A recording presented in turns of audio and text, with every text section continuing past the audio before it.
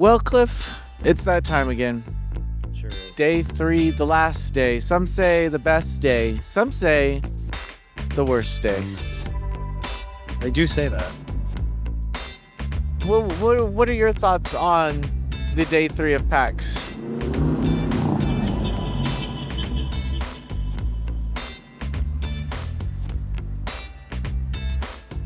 I think it's a lot of fun. I think there's a lot of great games. I like a lot of the things I've seen over the weekend. Lots of awesome games like Tokyo Extreme Race. I'm sorry. I learned what a Labubu was. A One Piece Labubu? Well, no, just a Labubu in general.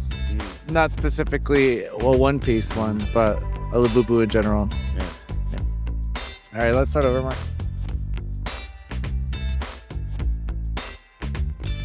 What's up, nerds? We're here, day 3 of PAX West 2025, and I'm sure it's been a wild ride. I hope you've been enjoying the content that we've been putting out. Cliff and I have seen a few mini games. You and Minnie.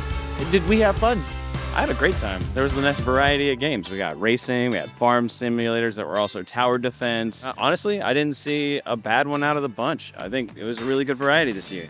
So as we get into day 3, we're going to try to focus on some more of the community aspects of this show, showing off some cosplayers, some of the con goers, see what they're playing, see what they're enjoying, and I hope you follow this content and let us know in the comments below what you think, but I'll see you on the other side.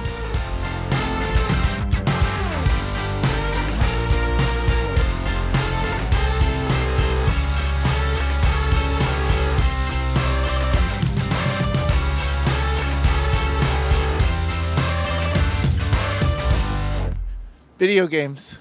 What's up, nerds? We're back with one more games looking at their title, SwapMeat. Once again, this time in a cozier environment, nice and soft and relaxing.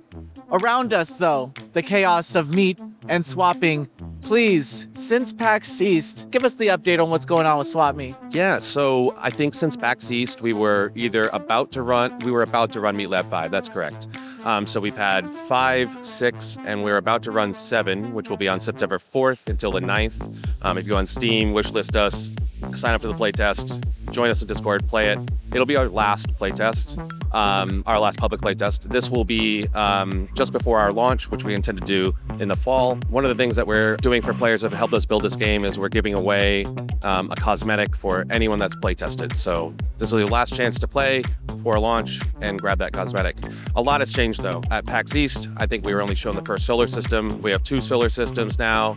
We have 2 well-balanced bosses. In Meat Lab 7, we'll be revamping the entire weapon upgrade system. So we're continuing to push on our meta progression systems. We've added a flare system, part of your equipment loadout. You choose 3 flare to equip, which can change the way that your build works once you launch into your mission. We've reworked a number of the weapons and the item upgrades. We've reworked the way the entire hunter system works. So for folks that haven't played before, there are these 2 giant beings that are chasing you throughout the galaxy. They act as the game's clock. So if you're familiar with Splunky, it's like the Ghost or Bubble Bobble, the guys that show up when you're taking too long. But we reworked them to make them more friendly. Well, they're not friendly looking, the system's friendlier. So now they'll be in 3 states. Either they are not there, or they are on the planet, or they're enraged. And so now it's really clear for the player, if they're enraged, you're dead. If they're on the planet, you gotta go. Made them a little bit easier to deal with. And then we reworked our respawn mechanics. So we listened in Meat Lab 6 to players. Every friend group has like that guy that's gonna carry, and then the friend that's not maybe that good. The real gamer. The real gamer, yeah. And when we sat down and we figured out what we wanted to do to build this game 2 years ago, we knew that we wanted co-op, and we wanted to be dynamically scaling difficulty. We wanted to drop in, drop out, and we wanted to support this moments of heroicism, but we also never want people to take their hands off the keyboard. And so because it's a roguelite, we have to control your health and we have to control your respawn count. And so we came up with a solution. Prior, when you ran out of tokens, you were dead, and if your friends could beat the level, you'd respawn. The downside with that is maybe it takes 15 minutes for them to beat it. So it's not really fun watching that friend that's really good. You just feel even worse. And so we've reworked the system that if when you die, if you're out of respawn tokens and the hunters are not enraged, you can hold F and you'll respawn at the cost of time, hunter timer. They'll show up faster. And that's on the agency of the player that died, which I felt was very important. So that way, we expect that you're playing with friends, people that you know, and if you want to coordinate and say, like, please don't respawn right now, the hunters are going to come. But also, you can just keep pushing that timer back by completing objectives. So if you respawn, use up some time, go run over, complete an objective, you'll make up the time. But we find that's much more friendly to keep everybody engaged and in playing. That's another system that we reworked. And then, man, we work so fast at One More Games, so it's hard to remember. A lot of meat has been swapped since the last time we spoke. And you've also been traveling around the world and swapping meat in different regions. You came from Gamescom to PAX. What's it like kind of watching players experience these updates live here at on the show floors? Yeah, absolutely wonderful to watch people engage with SwapMeat in person. We're a remote company and we're smaller, so we do a lot of public testing, but we really rely on watching streamers, content creators, or talking with people in Discord and receiving their written feedback. When you're watching and able to observe, especially a lot of people during a short period of time, you can come up with quick observations about usability issues, difficulty issues, or balance issues more. It ends up being either it's too easy or too hard, but a lot of balance things. And so in Gamescom, we observed a lot of what was difficult about brand new players first touching the game. A lot of those hunter changes that we had made, we were able to test in person before we were going to Meat Lab 7. And so they're going to be a lot more balanced on PAX's show floor. So Friday, we got here, we showed the game. All the observations we had from Gamescom, we had fixed, which was lovely, but we found out we had a usability issue. We've had this one for like over a year, which is when a brand new player lands, where do I go?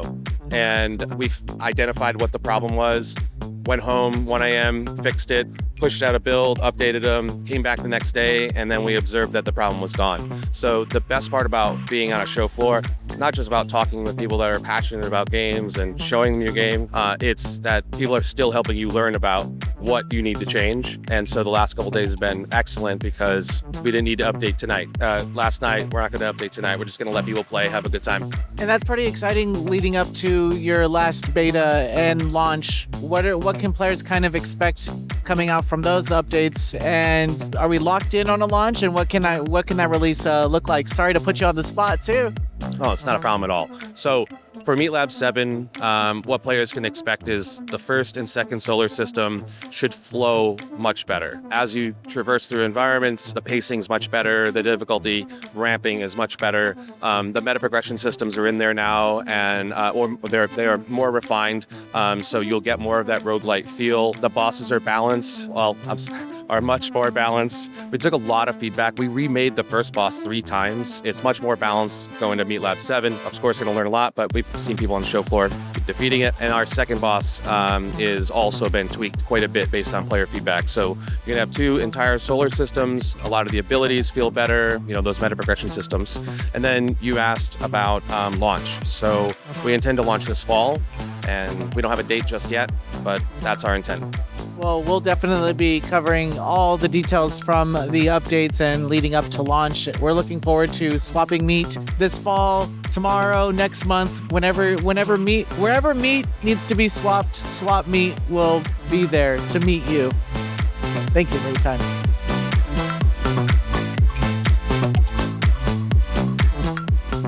What's up, nerds? We're back at PAX West 2025 here with Soft Rains looking at their upcoming game, Ambrosia Sky. Please tell us a little bit about this title.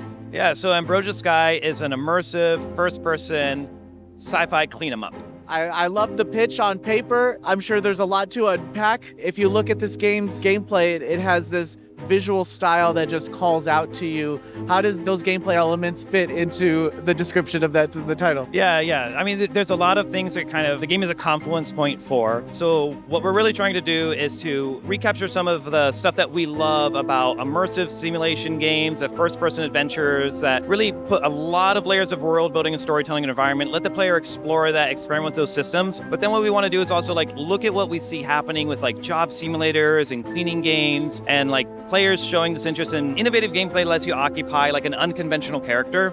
and then like put those two things together, right? So you're going to be in these spaces, but then like using a chemical sprayer to carve your way through this fungus that's like aggressive and dynamic and moves and has different behaviors, all in the course of your main job, which is to discover the cause of the crisis, research new tools, and lay the dead, the victims of this crisis, to rest. And even after that, every piece of this game sounds interesting. And I'm curious about this mold that is growing. Is it a power wash simulator aspect? Because that game is addictive. And so how does that match up with this? Are you expected to clear out the fungus as it comes? What's the gameplay loop like there? Yeah, so your first time through any of these particular levels in this asteroid cluster, you're generally going to have some overriding goal, right? Like in the demo that we've got here at PAX, there's a level where you're going to get a particularly volatile specimen, and then you have to try and get back to your shuttle before this fungus overtakes the station. So you're going to be running out, and there's going to be fungus growing out, and like explosive mushrooms and electrical interference. You're going to get that back. We have another mission in this demo that we've got on Steam that's going to conclude with like you finding the remains of somebody that you like used to know as a kid who's agreed to be part of this project, and you're going to get this scene where you're going to lay him to rest with this particular type of fungus, way more narrative and exploration focused. But then when the player has completed one of these levels, where the fungus is kind of more of like an obstacle and like almost an environment enemy combo, you can come back to these levels and then you can just like really focus on the cleaning and try and find all of the nooks and crannies and maybe do a better job of harvesting these mushrooms that are going to be powering your overall progression for new tools, new sprays, and new abilities. Does someone just get handed a job like this, or how? why even pick up this job? Tell us a little bit about the main character, too. Yeah, so you play as Dahlia, and Dahlia is a scarab. The scarabs are this group who really believe that when humanity leaves the planet, our DNA is going to change, and they think that by studying this DNA, by gathering these samples, they might actually unlock the secret to eternal life. Now, Dahlia is a bit of a skeptic about that, but she really believes in the sort of science of it and taking care of the dead in a respectful way. So Dahlia actually was born in the rings of Saturn, in this asteroid cluster. And when she comes of age, she leaves home, goes off and becomes one of these scarabs because she believes in that scientific mission. But then 15 years later, she gets a call that something terrible has happened in the rings of Saturn. And so she's going to be called home to clean this fungus, take these samples and lay the dead to rest. But she's also going home for the first time. So you get that like homecoming story and these layers of storytelling of like, what's happened since you left? How has it changed? How has it not changed? And, what happened to the relationships that you left behind? So you've shown Ambrosia Sky at a few industry events. What's it like seeing the players here at PAX kind of pick it up and play it? Are you anxious? Are you nervous? How are you feeling right now watching them play? Yeah, I'm terrified. I mean, it's such a unique thing to be able to be at a place like PAX. We've had the chance to share the game with journalists. We've had the chance to, make the game materials available online for people to play. But like, nothing really replaces being in a place like PAX and having real players be able to come up, see the game, be attracted to it, for whatever reason pulls them in, and then just see how they respond to like little decisions we made about how we designed a puzzle or how the music is working, and to be able to just talk to people and like get that direct feedback. Like absolutely nothing. There is no substitute for it, and I feel so lucky that we're able to be here and be part of it. When's your next announcement? What's coming next for Ambrosia Sky? I mean, right now we're really focused on seeing how people are responding to it and letting that sort of like help us codify and understand like the decisions that we're making as a dev team. What we really want to be able to do from this point is then to like incorporate that feedback into the types of decisions that we're making, because we really feel like the music, the art direction, the core systems, the gameplay, like we feel like we have this strong kernel, and we really just want players to help us know how we can do the best version of this game possible. And then that's what we want to be able to show when we come back with more on the game soon. So are we expecting a demo coming up or early access? What's the 2026 launch? What are we looking at here? We're nothing about timeline right now. I respect it. Yeah, it's like no comment. Yeah. Okay, well, we'll definitely be covering Ambrosia Sky when we hear more details, but be sure to check out the Steam page and we'll be sure to cover it more on Noisy Pixel. Thanks.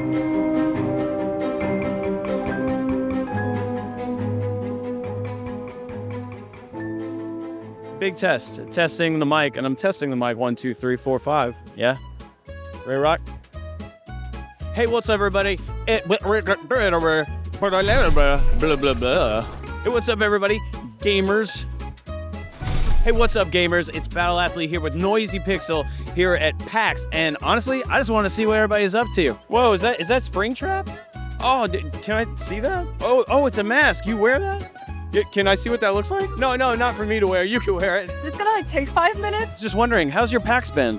Good. Just getting started. I'm a latecomer. So today's your first day? Yeah. Coming in on the third day, man. That's got to be wild. Lots to see, right? What was the main thing that brought you to PAX this year? Actually, probably the tabletop gaming. That's my plan is to hit the expo quick and then go just play tabletop games for the rest of the day. Awesome glowing sword. Do you mind if we check out your cosplay? Hi.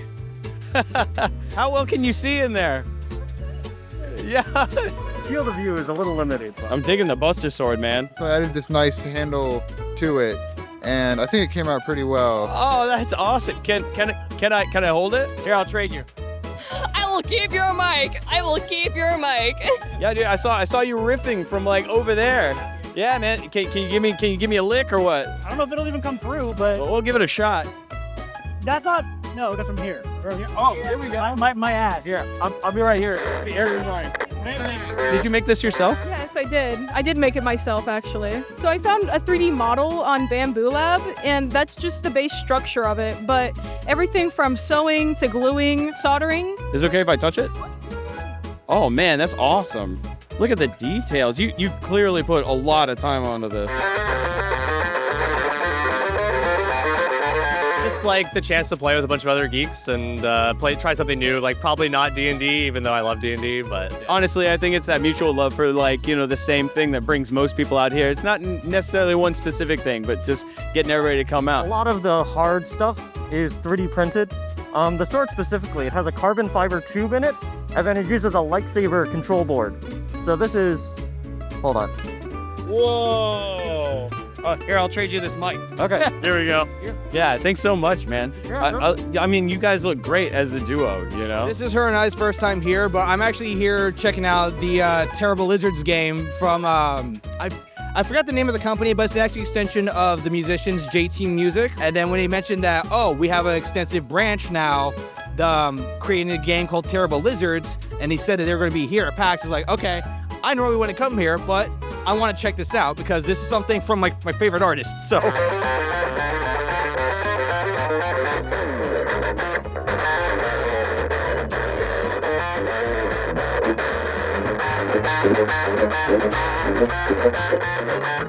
She has too many plushies as it is, and she needs to get rid of a few, and it's the moment. Any of my plushies? Ugh.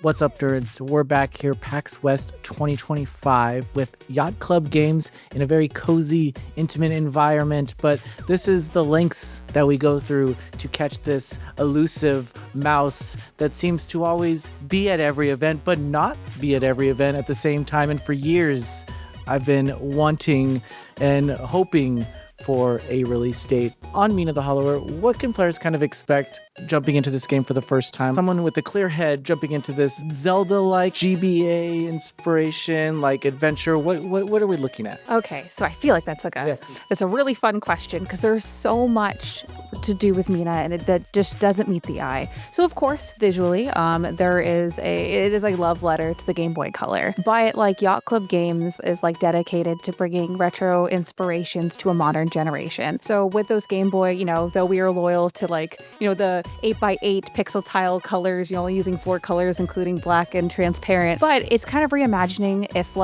for example, technology didn't ditch the Game Boy Color and just continued making games for that, what exactly would that look like in 2025? And I really feel that's Mina The Hollower. So besides Mina, obviously, having some action-adventure elements to it, in addition to that, kind of like a Souls-like, so, you're going to have to attack and dodge if you're going to have a good time. And in addition to that, there's RPG elements to it. In Mina, there is a level-up system with bones.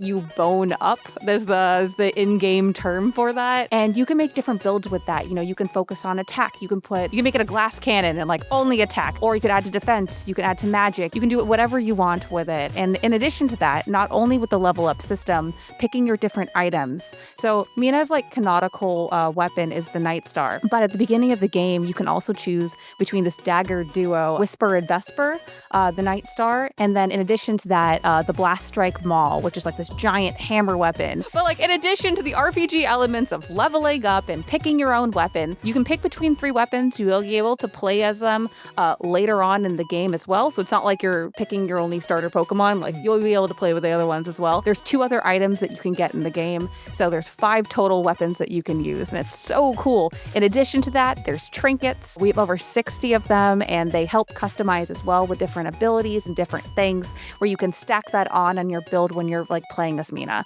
So it's so customizable. There's so many things you can do. The entire world is brimming with adventure and challenges and excitement. And that's Mina the Hollower, everybody.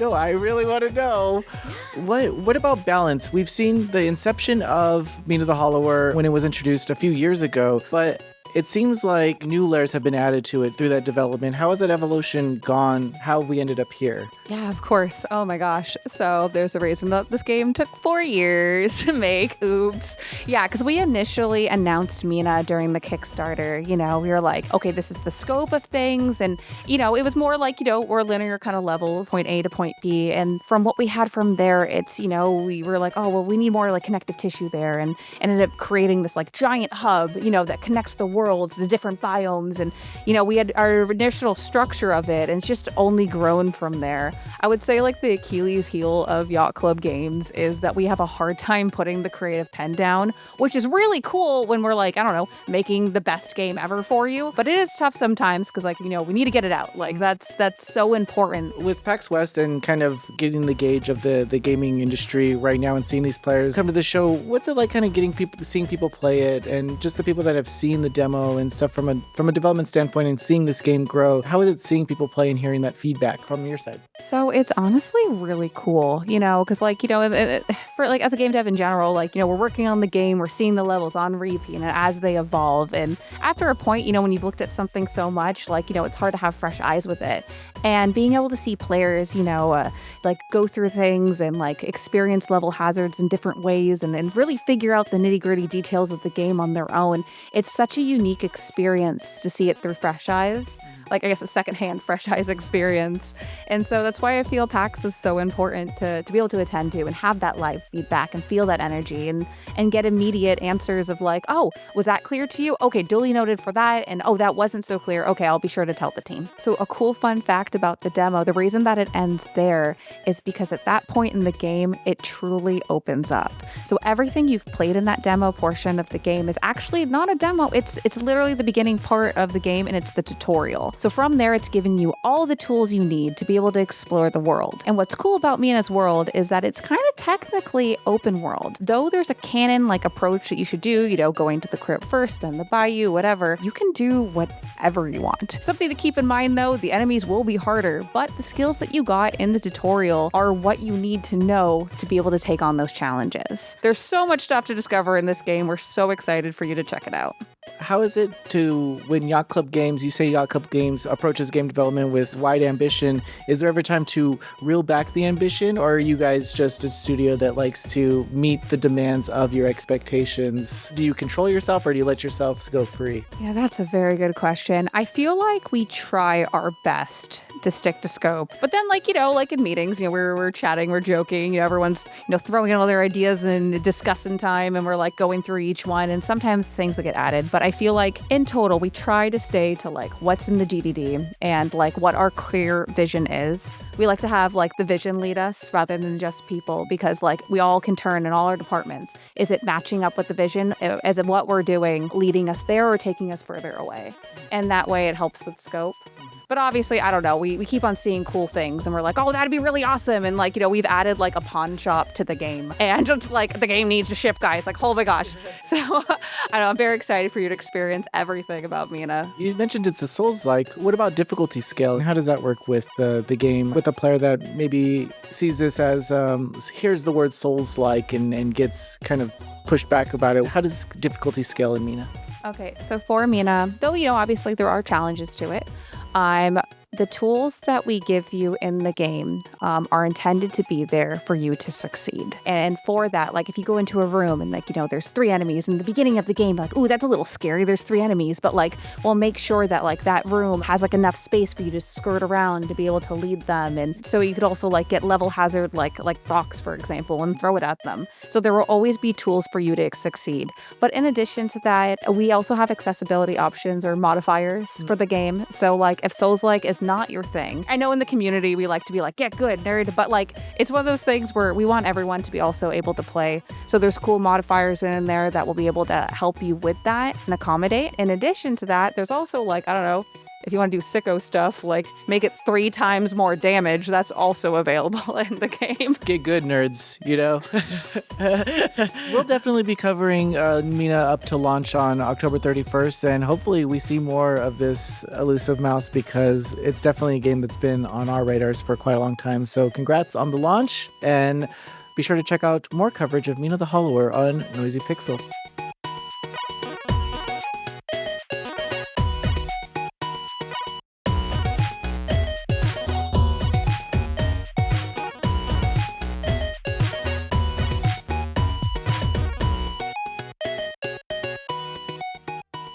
Looking at Crystal of Atlan, a game that released back in May, but some cool collaborations and some interesting details make us want to highlight it here at the show. But here to explain more, please introduce yourself and let us know about Crystal of Atlan. Yes, hi. So my name is Alicia Pulliam. I'm really excited to be here at PAX West and mostly excited to share about Crystal of Atlan. And tell us a little bit about this game. What's the setup like if a player was to start it? What are they looking for in terms of story or gameplay elements? Yeah, so our game is action RPG. It's MMO, and the design style is like magic punk. Right? So think about going through the different worlds. You have various levels, and by being MMO, you can play with other people online. And how is it seeing that being viewed in a event capacity here at PAX? I see people lining up, wanting to play. What is it like seeing them play? And like, are you taking feedback? Are you looking at the details of the game? What is it like here? Yeah, it's been so fun to see how it's been received very well. People have enjoyed coming over mainly for the animation and the designs of our booth. One of our big draws has been our collab. So we currently have that collab with Digimon, and folks have a chance here at PAX to come over and do a final battle with our boss.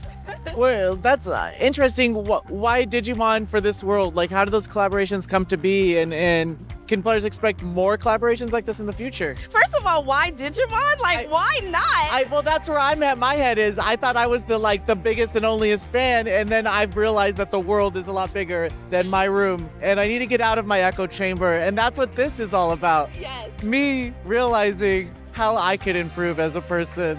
So why Digimon? Why not Digimon? Why Digimon, indeed? Well, I think it's very exciting because it's a collab that you would not expect, right? And it's an opportunity when people come over to see our trailer, for example, they're like, wait, that's something familiar. I'm already aware of that. So the idea of having one of our characters with a Digimon sidekick has been amazing. I think another thing that's amazing too about the game is that we have 17 classes and they're all unlocked by default, so no character gotchas. That is designed by choice? Is that something that the development team is like, this is how we want to create a game and this is how we want players to first experience this game? Yes, that's what makes this game so unique. It's something that's different. Normally you don't get it, especially with this style of animation, right? You think of these anime games, and we've been hearing the feedback from folks here. Normally there's a gotcha, and it makes them a little hesitant to play the game. So to know from the moment I download, I have access to all, and I can jump right in and play, I think that's a good selling point. Well, we're pretty excited to see more of this game coming up. So is there any upcoming announcements? Are we teasing anything for the rest of the year? What are we looking at here? I'm personally not teasing anything because I want to keep my job. But what I will say is please follow us on all of the social channels. And if you're here at PAX, come and check us out or any of the other conventions. Well, we'll definitely be continuing coverage on Noisy Pixel. Thanks for watching.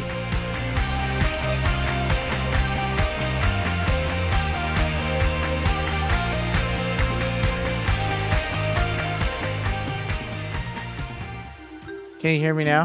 I'll tell you one thing, nerds. The smell of BO on this side of the room is extra potent. Maybe it's due to all the exercising these nerds are forced to do here, the manual labor that Gearbox is putting them through. Check it out, a piggy room.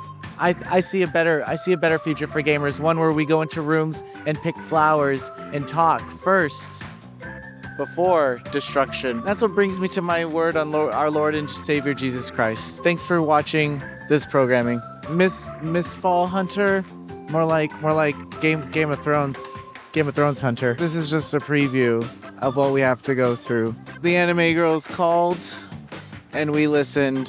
Crystal of Atlan. Sometimes we lose each other at PAX, but one thing we know is if we ever lose Cliff, we could just look to the Mortal Kombat booth, and there he'll be. Mortal Kombat, indeed. Mortal comeback. Do they have the? Oh shit! They do have the Goro over there. Goro's a little handsy. That purple drink. Salud. Yeah. Fucking hit me with the melon. Fucking Yes, please. bang bang, bang bang. Please. Bing bong. We're doing 2 double up. That's how we do it in Noisy Pixel. We always say one's not enough. Go for seconds. Appreciate it. Thank you. That's all it takes. That's all it takes. What's going on, everybody? If you watched the day 1 video of PAX West 2025, you can probably see that we counted mime cosplays around the show floor that we've seen in one day. Turns out I forgot to use a bunch of phone clips we recorded from day 1, so here's a few more mimes we counted in one day.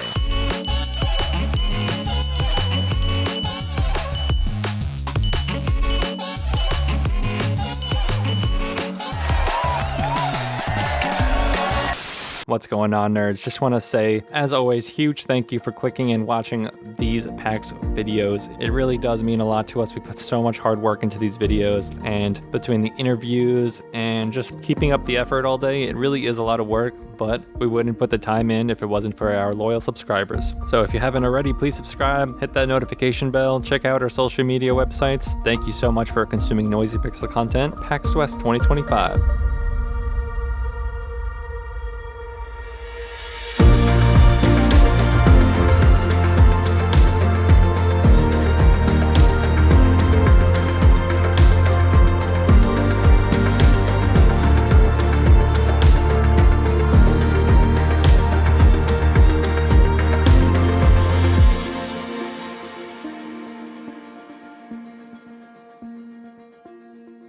What's up, nerds? We're back at PAX West 2025 looking at Dread XP's upcoming survival, not actually survival, I don't know what I'm talking about, but it is horror, Pigface. It's not survival, is it? I have the developer right here. Yeah. Well, not explicitly survival, but I mean, if you run out of bullets, yeah, you're going to be scrambling to pick up anything from like a hammer to another weapon, stuff like that, yeah. So to fix someone like me who can't conceive the opening of Pigface, what can a player expect when they just boot up the game and walking into this? Well, what you can expect is like a very heavy atmosphere, grindhouse tone, vibe, all that sort of stuff. You're gonna expect something that's like a bit sinister, but not necessarily like explicitly horror, but definitely something where you're like, oh, I'm playing something that's maybe a little bit bad, you know? So like, not bad as in it sucks, but you know what I mean. So something's coming up. Something's behind this this corner. The tension is there. Speaking of tension, how is it bringing a horror game to events like PAX West and seeing players kind of engaged in your game? And is that exciting? How is that for you? Yeah, I think it's very exciting. I actually had a conversation with someone who came over and said this, and they were like, you know, it's really great to see that horror games still get like a space here because it's a very unique genre. I was talking to him as well, saying like horror and comedy kind of fit in the same sort of like camp where it's like there's so many different interpretations of how this works. Because I wouldn't say Pigface is explicitly horror, but it has elements of it. So to have a publisher that specializes in that is both brave and really unique. So it's super cool. I want to know about inspirations to this title and what kind of, how did you conceive like this theme that kind of lead into a pretty dark narrative that players can uncover if they want through the story? Yeah. So the inspirations that I got for this are, one, very explicitly like Manhunt, the aesthetics of it entirely, which, funny enough, I haven't played Manhunt, but I absolutely love how it looks. I think it looks great. And I still remember distinctly, I Googled, like, what is grindhouse color correction? And then I was like, I got the little details about it, and I slapped that filter on it, and I was like, okay, you know what, this is a good direction to go. And, you know, I love films like Texas Chainsaw Massacre looks great. I love No Country for Old Men, and it's like this understated, high contrast, but low saturation look to it. And it's moody, it's very sinister, and I really, really like that, so. Is it important for an indie dev? Well, I guess it's probably a difficult thing to do is packaging all of that up into something for a player to just discover on their own. Through that, is that what this type of game is? Like, is it narrative front heavy, or what can players kind of walk into this? Yeah. So the narrative, I designed this game. There's a few design goals I had in mind. I wanted to be simple as possible, mainly because, funny enough, I'm not a programmer at all. I'm an English student first, and I was like, you know what, I need to understand my limitations. So, for instance, when you go into levels, you can't quick save or anything. You have one shot to do everything or die and retry, right? It's the same thing with the story, because as much as I am an English student, I know writing a story is really, really damn hard. So I wanted to leave little breadcrumbs of narrative there for players to pick up. And since I have that background, I have the academic ability to understand when I should be subtle and what I need to put there for people to kind of tune in. So if you want to play this game and experience a narrative, you can, and it's going to piece together over the course of the game's development, and I hope it's going to be really cool. Some people have already messaged me and like talked to me and said like, hey man, I love the story hints you've got there. I can tell that there's something going on behind the scenes. And to me, that just makes me like so giddy, because I'm like, yeah, that's exactly what like an English student wants to hear, is like, hey, the story hints that you're doing, the design that you chose for telling a story, it works. But at the same time, you can just totally ignore that. And to the game's point, that's one of the themes as well, if you want, is that you don't have to pay attention to it. You can be engaging in the mindless violence, and that's who this character Exit is anyways. Just someone there who's a shell for you to just be mindlessly violent with. When can players play? Is there a demo? Is there a release date? When can we hear more? Well, the demo's out right now, and early access is going to be pretty soon. The safest option I can say is within 2025. And then I think like a year and a half down the line, maybe a year and some change, it's going to be 1.0. And that's going to include, you know, full story, some optional missions, all sorts of unlockables, all sorts of masks, gameplay modifications, shit like that. It's going to be really fun. Well, we're pretty excited to be covering this game leading up to launch because, one, the key art is phenomenal and nightmarish, and I love that. So we'll definitely be looking out for coverage of Pigface on Noisy Pixel. Thanks. Thank you.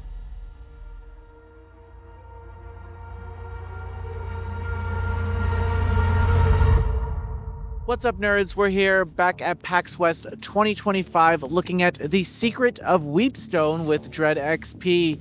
Now, solo developer, how's it going? Tell us a little bit about yourself and this new title. So, well, not really solo developer, but Sean Gailey, Talesworth Game Studio, working on Secret of Wheepstone. Co-op. Co-op. A co-op developed. Yeah. They're playing tag team over here at Dread XP. Along with Hunter Bond, who's not actually here to say I'm Hunter Bond, but that's probably the way he'd say it. This is a dungeon crawler inspired by late 70s and early 80s D&D art and old school Renaissance gameplay. So the rule system uses basic expert D&D rules. The idea is to kind of bring that vibe of what it was like to play in the early 80s to, you know, anyone who did play in the 80s and like, you know, anyone who's only seen some of the newer game systems. So we've seen indies tackle dungeon crawlers and to a certain extent RPGs in this way, but this title has a specific visual look to it, as if you are experiencing almost a story being told or explained to you, but in a visual way, like a comic book panel. What is this? How do you describe this? So, I mean, this was constantly iterating to try to get this vibe.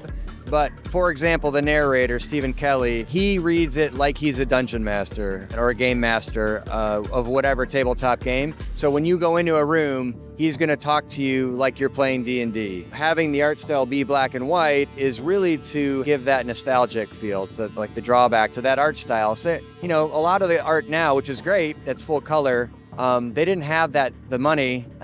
They had to do things like that in the beginning, so you had to do black and white. There was no other option.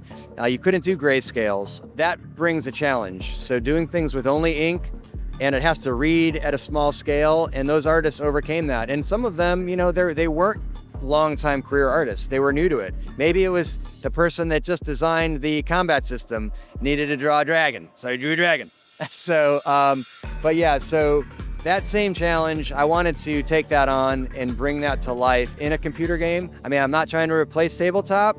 That will never happen, hopefully. You heard it here. He's not trying. Stop commenting right now. Please don't be mad at me.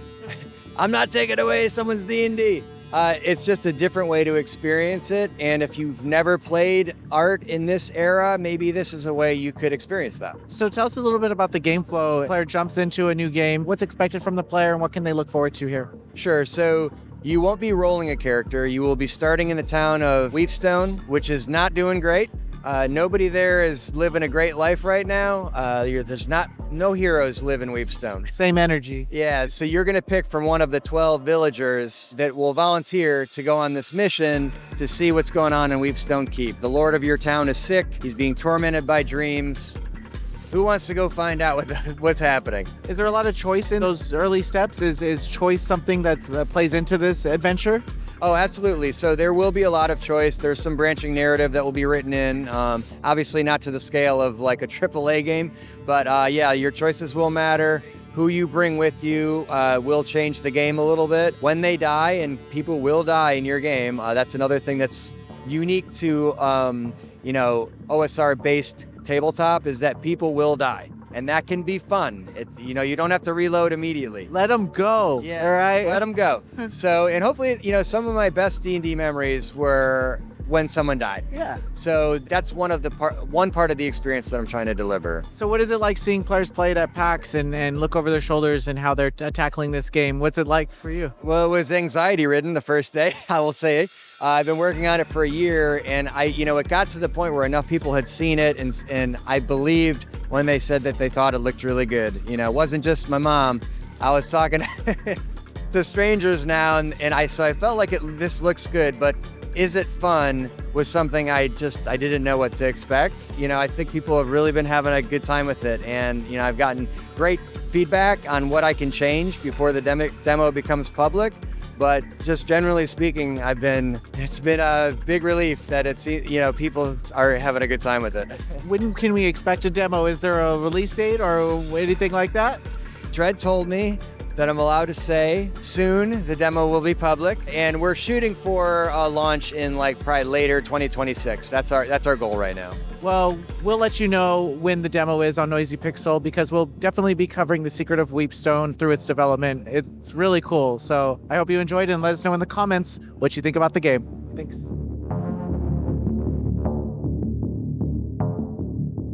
Well, nerds, I am completely drained, so I thought, why not try one more time to find this elusive Red Bull Creators Club. I need that gamer fuel. I need that dexterity, that level up, as they say. First, it's the end of the day, and I think we need to think about the soldiers that we lost along the way. I'm smelling it. I'm smelling it, folks. The gamer fuel. I can smell the sweet taurine, that sweet nectar of gaming goodness.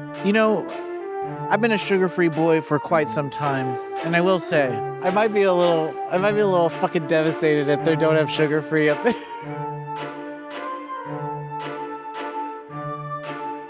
I see people, I see movement. All right, gamers.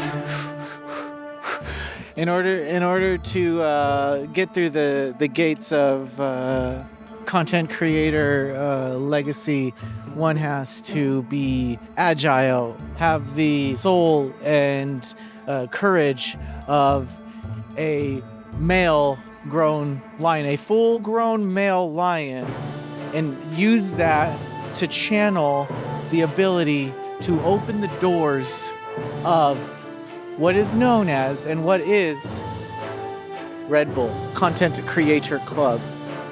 And by God, this has been long time coming. So nerds, get ready to have some fucking fun. Finally made it, motherfuckers. One Red Bull, please. More Red Bull, please. Grab that taurine by the balls. Double Red Bull. Ride the bull by the horns. Ride the bull by the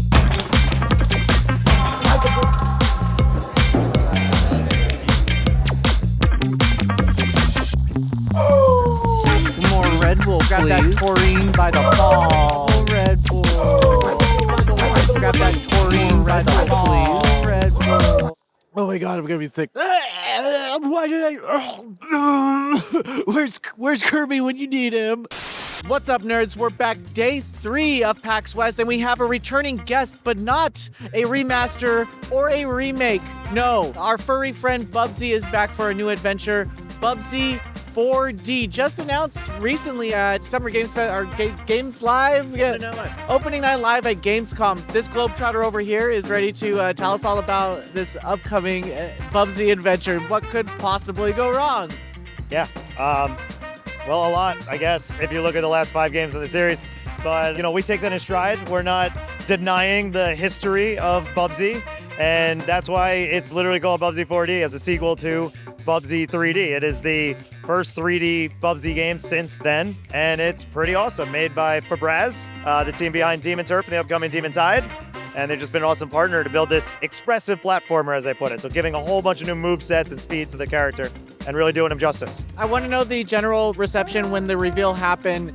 How did it feel seeing the reaction? What did you gauge? What did you learn from that? I felt amazing. You know, going into it, I would actually tease to people that I knew. I was like, people will be talking about Atari at Gamescom, after Gamescom, because I knew we had the audacity. Like, we know what we got. It's silly. It's goofy. And I knew the game was good. The game's good. Played it, of course. And everybody's kind of realizing that. How they reacted, I didn't actually know what that was going to be. So it's kind of crystallized. There's about 3 stages of Bubsy 4D acceptance. And that is, first, it's why is Bubsy back? 2, why does Bubsy look good? And then you play it and you're like, oh man, Bubsy 4D is good. You have this amazing third-party developer that's working on this, and you guys are kind of working with the IP. Fabraz is already a studio known for like that fast gaming. How does that translate to the Bubsy world of platforming in a 3D space, but also like hitting this rhythm, almost speed running to a sense? Does that translate well in the Bubsy ecosystem of systems? Yeah, I mean, it's actually more organic than one would even think. The history of Bubsy is the game was actually devised to be somewhere between a Mario and a Sonic game, you know? And this game kind of has those elements as well, where it has that kind of precision feel when you're just doing double jumps like you would in a Mario game. And then you turn to the hairball and you are zipping along like you would in a Sonic game. And those two converge when it comes to speed running, which is a large part of the game. If you so choose, every level is going to have a leaderboard that you could compete for high scores so you can get through fastest, and you can even load those ghosts. And it's mastery of all those moves and that express platforming and that freeform movement and how you chain things together and finding secrets and levels to really break them to get those best times. Seeing players play it live at these shows back to back, how has that been after the reveal, and kind of how those systems translated here for gamers? And just your experience watching them play it. It's been amazing. I mean, honestly, it's really been amazing. You never really know what you're going to get when you're putting a game out there in the public and you just sit back and watch, right? Sometimes you need a little more direction because in environments like this, when you're at an expo, you actually need to, you know, you got to think about people are coming up and they want to know immediately if they could jump in, right? So something a little bit more slower, you got to be like, all right, let me guide you, let me get you that thing. Something like this, though, to see people jump in and have the moveset and be able to pick it up immediately, and it's just been amazing to see. It's been a joy to demo it, to see how people get a mastery. Some people take a little longer to pick it up. You know, that's cool. That happens. Other people, like that. I watched somebody earlier and I said, oh, you're back. You played it before. He's like, no, first time. And I'm seeing him chaining things together.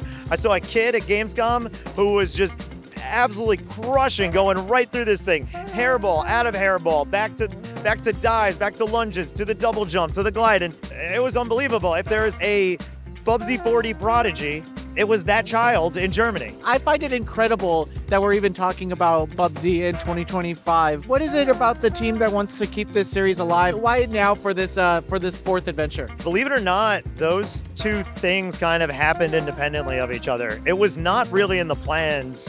Like, the timing worked out really serendipitously. Like, right before we announced the 4D existence, right before that, we announced the pre-order and release date of the Perfect Collection with Limited Run. And yeah, that was something that was happening with Limited Run, but that conversation was happening independent of Sam Brown, who's the release manager at Atari, and another producer on this title, who kind of burst through the wall like the Kool-Aid man when he found out we acquired the Bubsy IP, and it's like, we need to make Bubsy 4D. Like, okay, cool. So we kind of worked on that RP process together. He drove a lot of that creative idea, and, you know, that's kind of how it came to be. We got that green light to move forward. We reached out to a lot of different independent teams. We got amazing ideas across the board, and eventually it was for Braz we decided to partner with. And Atari is in this kind of renaissance period of looking at their older IPs and bringing them back for a modern round 2 or 3 for some of them. What is that like, looking at these old IPs and modernizing them in a way that new players are discovering names that their parents probably talked about in a new way? It's a case-by-case basis, right? I think, one, it's fun because a lot of these IPs are so obscure that they might as well be new IPs themselves. And we get a little bit of range. Like, I was the producer on all the Recharge games, and that was more like creating modern versions of those arcade games themselves, trying not to deviate on what made them exist. And then you get more sequel-style, modern reimaginings of the game and being true to that original template and idea of what that game was, you know, something like a Lunar Lander Beyond, right? Or even, and then sometimes you could even really break that mold while also capturing really the feel and core of what makes that game what it is, such as Missile Command Delta. So there is a freedom to what we can do. Bringing it back to Bubsy 4D, it was obvious, you know? Sam's a big fan of 3D platformers. I'm a big fan of 3D platformers. The last time Bubsy was in 3D was, you know, the divisive at best, but bad in reality. And we were like, well, how about a redemption story? What would a 3D platformer look? We have an IP, let's do it. Fortunately enough, we got enough buy-in, and here we are. Everybody loves it. And begrudgingly people love it. What about release windows? When's the next round of announcements? When's the next details that we probably can expect from Bubsy 4D? Nothing to say at this point. We are planning to release in 2026. And that will be on almost everything, basically. PC through Steam, Epic, and GOG, Xbox One, Series X and S with Xbox Play Anywhere support, PS4, PS5, Switch 1, and Switch 2. We'll definitely be covering that release and all news from Bubsy 4D. Like many out there that we've discovered, the Bubsy community is a lot bigger than we thought. So Bubsy heads, I'll see you in the comments, and thank you so much for sticking around.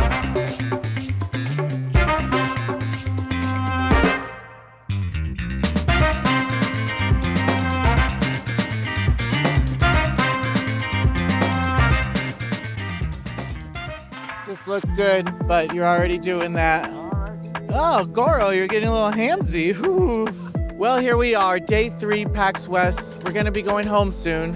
What did we learn this PAX West? I learned that Goro gets quite handsy, and he's also very broken in his own game. But don't tell it to his face. No, see, you don't know who's lurking around PAX West, and we thank you for watching. We'll see you next year. Thank you so much. Thank you.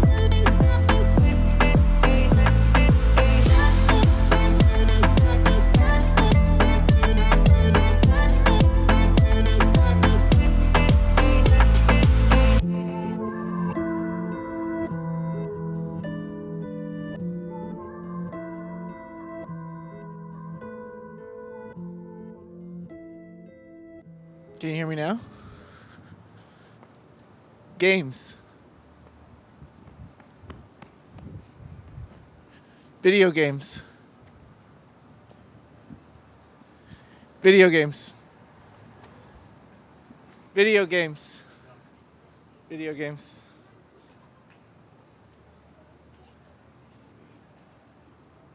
Video games.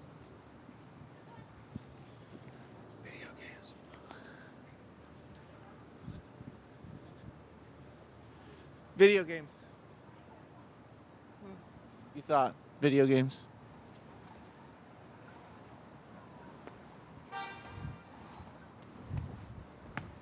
Video games.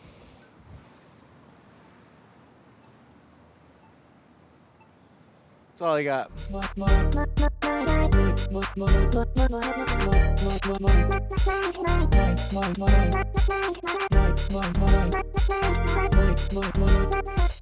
Noisy Pixel.